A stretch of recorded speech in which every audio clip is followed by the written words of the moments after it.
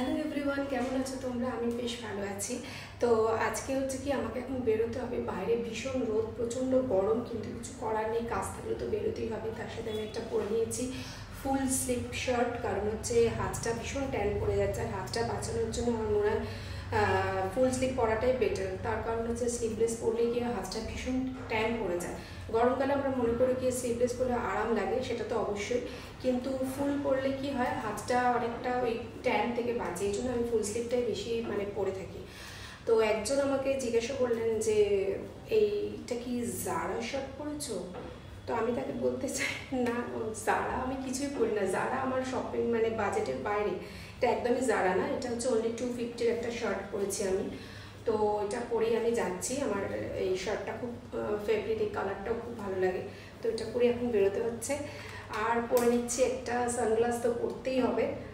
Okay चलो, मैं चलती हूँ, मिलती हूँ नेक्स्ट वीडियो में, बाय बाय।